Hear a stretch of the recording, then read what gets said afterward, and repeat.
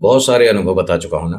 आज एक और सही, जिससे आपकी श्रद्धा भाव थोड़ी सी और ज़्यादा दृढ़ मजबूत हो जाएगी। आपको कॉन्फिडेंस मिलेगा और आप ये भी कहोगे कि हाँ, ईश्वर हमारी प्रार्थना हर हाल में स्वीकार करते हैं, भले ही हमें पूजा पाठ करना अच्छे से ना भी आता हो तो भी। नमस्कार, हर हर महादेव। मैं नितिन हूँ, यह है चाचा के फैक्ट्स, कहानियाँ सुनाता हूँ। अभी फिलहाल चैनल का इंट्रो, उसके बाद आकर एक ऐसी कहानी सुनाऊंगा जिससे आपको लगेगा कि भले ही हम पूजा पाठ करना नहीं जानते, हमें सारी विधि विधान नहीं पता, हमें मंत्रों के उच्चारण अच्छे से नहीं आते, हम बहुत सारी मिस्टेक करते हैं, फिर भी भगवान हमारी बात सुनते हैं। अभी इंट्रो फिर शुरू करता हूँ। हर हर महादेव।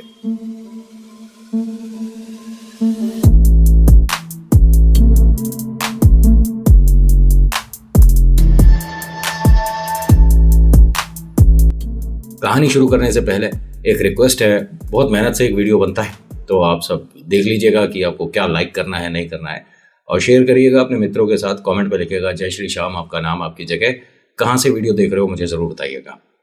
और पहली बार आए हैं तो यहाँ हमने एक सब्सक्राइब का बटन लगवा रखा है, इसे देखिए। अगर आपको और कहानियाँ देखनी है तो, मतलब मेरी वीडियो प्रस्तुति आपको अच्छी लगी तो प्लीज़ सब्सक्राइब करिएगा, फिर बेल आइकन, फिर ऑल। आज की कहानी एक ऐसे परिवार की है जिसमें समस्याएं अगर गिनवाने लग जाऊं तो मेरे ख्याल से, वैसे तो अधिकतर 10 में से 8 घर में ऐसी समस्याएं होंगी। कोई ना कोई आपके घर में ऐसी समस्या होगी जो मैं बताने वाला हूँ। कुछ मेरे पास लिखित हैं। सबसे पहला कि किराया और बच्चों की फीस कभी कभी मैनेज करने में मुश्किल हो जाता है। कभी कभी ये लगता है कि दोनों बच्चों के नाम बड़े स्कूल से हटवाकर छोटे स्कूल में करवा दिए जाएं। जो मकान का किराया है, 6 महीने बाद इसमें 300 से 500 रुपए की वृद्धि हो गई, जिसकी वजह से सारा बजट बिगड़ गया। समस्या एक और है कि जब परेशानी होती है तो ऐसे में आटा गीला भी हो जाता है। समझ रहे हो? ये आपको पता होगा कि परेशानी में आटा गीला है ना, कि अब खाने की भी समस्या है। ऐसे में इनकी छोटी बहन, जो कि अपने पति के घर रहती थी, वो इनके घर आई हुई है क्योंकि उसका प्रेगनेंसी है, तो अपनी मम्मा के घर आई है। अपनी ही व्यवस्था ठीक नहीं हो पा रही, तो ये परिवार अब उनकी भी देखभाल कर रहा है। वो अपनी एक बड़ी बिटिया के साथ आई हैं, जो कि दीदी प्रेग्नेंट है। ठीक है, घर में जितने लोग हैं सभी के लिए खाना पूर्ति जैसे तैसे करके ईश्वर की कृपा से हो जाता है। हस्बैंड वाइफ दोनों वर्किंग हैं। जो पत्नी हैं ये एक बुटीक में सिलाई का काम करती हैं। बुटीक अच्छा चलता है और बुटीक आलीशान है, शानदार है। लेकिन इन सभी को जो एक कमरा मिला हुआ है, अच्छा मैं पहले बुटीक को आपको क्लियर कर दूं कि कैसा है। 3 मंजिल है, ठीक है। हर मंजिल पे, फ्लोर पे, मतलब एसी लग रहे हैं। शानदार, देखकर ऐसा लगता है कि मतलब अगर मिडिल क्लास से थोड़ा सा तबका नीचे का जाए कि हमारे बस की नहीं है यहाँ से हम कुछ खरीद पाए, मतलब सूट वगैरह अपने बस की बात नहीं है, अपने बजट से बाहर है। ऐसी जगह पर ये काम करते हैं। लेकिन 11 महिलाएं हैं और 11 महिलाओं को एक स्टोर रूम जैसा थोड़ा सा कम खोला हुआ कमरा, मतलब जैसे तैसे करके एडजस्ट करके बैठी हैं सभी लोग, और एक पंखा लग रहा है। चलिए, ये कोई बड़ी बात तो है नहीं, है ना। एडजस्टमेंट आपको कहीं से भी करनी चाहिए। आप जॉब पे आए हो तो आपको कैसी भी सिचुएशन में काम करना चाहिए। लेकिन मैं एक चीज़ बताऊं, ये बुटीक वाली आंटी जी, मैडम, सॉरी आंटी नहीं बोलना चाहिए किसी को, मैडम बुटीक वाले, आपके पास भी ये वीडियो कहीं ना कहीं से पहुंच ही जाएगा, क्योंकि आपकी ये मतलब दरिया दिली इतनी अच्छी थी जिसकी वजह से वीडियो यहाँ तक मेरे पास आई और अब प्रस्तुत कर रहा हूँ सभी के लिए। ये जो इन्होंने बुटीक बनाया या इन्हें जो कमरा दिया, आप सोच कर देखिए, जून जुलाई की गर्मी में छत पर एक टीन शेड के नीचे इतनी सारी महिलाएं बैठकर काम कर रही हैं। काम कम, पसीने ज़्यादा पहुंच रही हैं। और इन्हें छत पर क्यों? क्योंकि वो काफ़ी जगह एक्स्ट्रा थी, तो उस पर एक टीन डलवाकर इन सभी को वहीं बैठवा दिया। जो आप इतना बढ़िया बुटीक चला रहे हो, उसमें भी तो कोई जगह इन लोगों के लिए मैनेज कर सकते थे। मेरा देखिए एक काम, मतलब अपनी अपनी सोच है, जिसको जैसे काम करना कराना पसंद होता है। अगर आप अपने वर्कर को खुश रखते हो तो आपका काम, जो भी आप मतलब जिस भी फील्ड में है, वो कई गुना तेज बढ़ेगा। आप उनकी सहूलियत का ध्यान रखो। क्या आप ऐसे मौसम में छत पर बैठ पाओगे जैसे मौसम में आप उन्हें बिठाकर काम देते हो और गुस्सा अलग होते हो। ये जो कहानी जिनकी सुना रहा हूं, मैंने अभी तक उनका नाम ही नहीं बताया, सावित्री और गोपाल, इनकी कहानी है। इनकी जिंदगी में बाबा श्याम नहीं आए थे अभी। इनकी जिंदगी में मैं कह रहा हूं कि ईश्वर की बस कृपा थी। इनके पास पूजा पाठ करने के लिए हर महीने ईश्वर बदल जाते थे। आपको समझ नहीं आया? हाँ, इनके पास एक कैलेंडर है। जैसे जैसे महीना बदलता है तो कैलेंडर को जब ये पलटते हैं तो भगवान भी बदल जाते हैं। उन्हीं की पूजा पाठ कर रहे हैं और सभी की कृपा से खाना पूर्ति हो रही है घर में। सबसे बड़ी बात की कोई हारी बीमारी नहीं है, बच्चे अच्छे हैं, दोनों मन लगा कर पढ़ते हैं, छोटे हैं अभी, ठीक है। और जो दीदी आई हैं ये मतलब प्रेग्नेंट होने के बावजूद अपने भाभी का, माँ का जो भी मदद हो पाए जैसे भी रसोई से मतलब वो करती हैं। बहुत सारी परेशानियों में कहीं से उम्मीद की किरण दिखती है। उनका नाम है खाटू श्याम। सामने से कोई झांकी जा रही थी और ये जो भाई साहब हैं ये कारखाने में काम करते हैं। एक मशीन है जिस पर ये खड़े होते हैं और उस मशीन को शुरू करने में इन्हें कम से कम 15 से 20 मिनट लगते हैं। मुझे पता नहीं ये किस चीज़ का काम है, लेकिन उन्होंने बताया कि मशीन को शुरू करने के बाद मुझे 1 घंटे का समय मिलता है उसके पास, लेकिन खड़े रहते हैं, हम बैठ नहीं सकते क्योंकि खड़े होकर पूरी मशीन पर नज़र रखनी होती है। अगर कोई सी लाइट एकदम ऑन हो जाती है जो कि नहीं होनी चाहिए तो हमें मशीन बंद करके दोबारा शुरू करना होता है। बैठ गए, फ़ोन में लग गए या इधर उधर कहीं चले गए चाय पीने, और अगर लाइट ऑन हो गई तो उसी वक्त नौकरी से निकाल दिया जाएगा क्योंकि नुकसान बहुत बड़ा हो जाएगा अगर आपने 15 सेकंड के अंदर मशीन बंद नहीं करी तो। अब इन्होंने जो बताया वही मैं बता रहा हूँ, मुझे नहीं पता कि ये किस तरह की क्या प्रोडक्शन है या क्या है। ये अपनी फैक्ट्री से लंच टाइम हुआ था, बाहर आए थे, सामने से एक झांकी जा रही थी और ये बाबा श्याम की एक नई मूर्ति किसी मंदिर में विराजमान करने जा रहे थे। तो सभी लोग अच्छे से गाते गुनगुनाते जा रहे थे। इसे बड़ा अच्छा लग रहा था और बस ये बैठकर उन्हें देख रहा था। जो पालकी लेकर जाई जाती है, पालकी पे बाबा श्याम की जो विराजमान करने वाली मूर्ति है उसे इस तरह से रखा जाता है कि वो कितना भी आप गड्ढों पर से निकलो या कैसी भी आप 3-4 लोग जो पकड़ कर चल रहे हैं स्पीड ब्रेकर पर से निकलो, गाड़ी में कोई भी प्रॉब्लम हो, लेकिन बाबा की मूर्ति जो है वो नहीं लेगी, ठीक है। सिंहासन वैसे ही रहेगा। लेकिन ये बहुत गौर से देख रहा था और इसे लग रहा था कि मतलब ये सिंहासन पे जो बाबा की मूर्ति रखी है ये कंफर्टेबली नहीं रखी है, ये गिर सकती है, डिसबैलेंस हो रही है। इसने अपना चाय का कप रखा और ध्यान से देखने लगा। इसे नहीं समझ आ रहा कि अब वक्त कौन सा भजन चल रहा है, कौन क्या गा रहा है, कोई नहीं, ये लगातार उन्हें देख रहा था। इसे ऐसा लगा कि ये मूर्ति अब गिर रही है।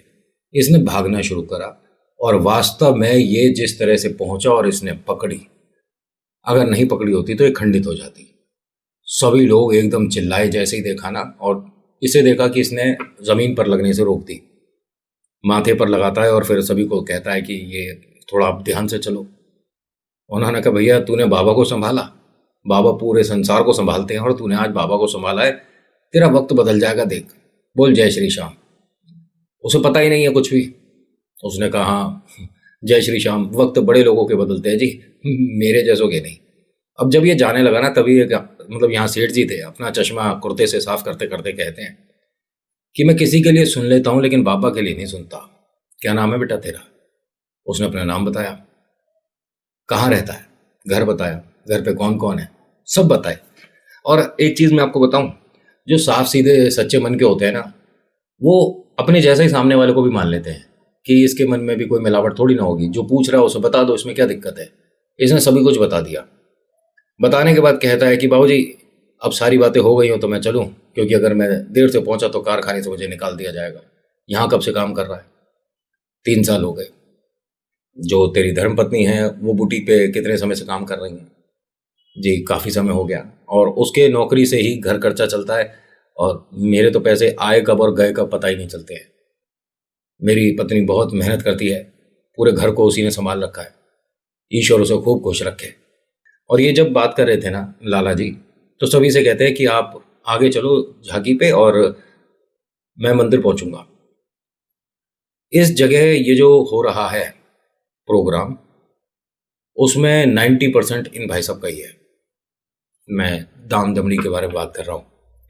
उन्होंने कहा बेटा ऐसा है देख, मुझे बाबा शाम ने कहाँ से कहाँ पहुँचाया मैं जानता हूँ, और मैं कोई किसी की मदद या एहसान नहीं करता, बस मैं एक सही आदमी को सही स्थान पर पहुँचा दिया करता हूँ, और वो भी बाबा के आशीर्वाद से, मैं वरना कौन हूँ। तो इस कारखाने में मन लगा के काम कर, भगवान सब कुछ ठीक करेंगे। उसने कहा हाँ जी, मैं मन लगा कर ही काम कर रहा हूँ। अब इसे समझ नहीं आया कि ये क्या दिखावा करा इसने, भगवान के बारे में अच्छी अच्छी बातें करती। जो मूर्ति थी उनका नाम खाटू श्याम बाबा है, ये तो पता चल गया मुझे। उनके बारे में बहुत कुछ अच्छी अच्छी बातें बता दी, लेकिन मदद तो इसने मेरी कोई भी नहीं करी। ये अंदर फैक्ट्री में आ गया, अपना काम करा, घर पहुंचा। जब सभी लोग खाने पर बैठ रहे थे तो सभी को बताई ये बात। उसने कहा कुछ लोग होते हैं भगवान पर आस्था तो करते हैं, लेकिन हम जैसों का मजाक उड़ाने से पीछे भी नहीं हटते। भाई वो लाला जी को क्या जरूरत थी इतनी सारी तुमसे बात करने की? तुम्हें लगा होगा कि मन में उम्मीद जगी होगी कोई काम देंगे या अच्छा कुछ पैसा मिलेगा कहीं से, लेकिन कुछ भी नहीं हुआ। और भगवान भी मदद उनकी करते हैं जिनकी जेबें हरी भरी होती है। जिनकी जेबें खाली हैं उनके लिए कोई चमत्कार नहीं होते। अब ये बस अपना आंसुओं के साथ आज फिर सो गए। अगले दिन सुबह सुबह ये अपने बच्चों को ना स्कूल छोड़ने जाया करते थे। जब स्कूल पहुंचे तो गेट पर एक मैम खड़ी थी। अरे एक मिनट, आपको और दोनों बच्चों को मैडम ने बुलाया। मैडम अभी तो 3 दिन है फीस देने में, मैं कर रहा हूँ ना, मेरे को आप पहले भी बता चुके हो। उन्होंने कहा आप हमें शर्मिंदा कर रहे हो क्या? मतलब प्लीज़ आप हमसे ये फीस के बारे में बात मत करो, और प्रिंसिपल से मिल लीजिए। और उन्होंने सभी को मैसेज किया था, बात करी थी, ज़रूरी है आपसे मिलना। और बच्चे देखिए, माता पिता हीरो हैं उनके लिए, और वो ये चाहता है कि बच्चों के सामने मतलब मुझे फीस के लिए ना टोका जाए। बच्चे इतने भी छोटे नहीं हैं, इनके मन में मेरे प्रति प्यार कम हो जाएगा, सम्मान कम हो जाएगा। मैडम एक काम करते हैं ना, बच्चों को तो जाने दीजिए, मैं प्रिंसिपल मैडम से मिल लेता हूँ। उन्होंने कहा बच्चों के साथ ही बुलाया है आपको, और प्लीज़ मुझसे कोई बात मत करिए, मेरी गेट पर ड्यूटी है, मुझे देखने दीजिए बच्चे, आप जाइए यहाँ से। अब ये बच्चों से कहता है कि बेटा आप दोनों ना बाहर खड़े हो ना, मैं मैडम से मिलूंगा, बात करूंगा। ठीक है पापा। अब ये दोनों दरवाजे के बाहर खड़े थे। वो अपने गमछे से मुंह को पोंछता है, हाथ जोड़कर मैडम से कहता है कि मैडम अंदर आ सकते हैं क्या? मैडम ने उसे देखा और कहती है कि अरे आप बाहर मत खड़े होइए और बच्चों को अंदर ले आइए, गर्मी हो रही है, क्यों परेशान कर रहे हो आप बच्चों को, अंदर ले आइए। मैडम बच्चों के सामने आप पैसों का कुछ मत कहना।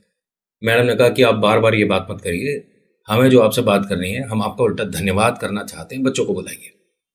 मेरा धन्यवाद? बच्चों को अंदर बुलवाया गया जी। अब जब पिता का मान सम्मान हो रहा हो, पिता के बारे में अच्छी अच्छी बातें हो रही हो, तो बच्चे कितने ज्यादा खुश होंगे। और सुनते सुनते अपने पापा को भी देख रहे हैं। भाई अपने पिता के लिए अच्छी बातें किसे पसंद नहीं।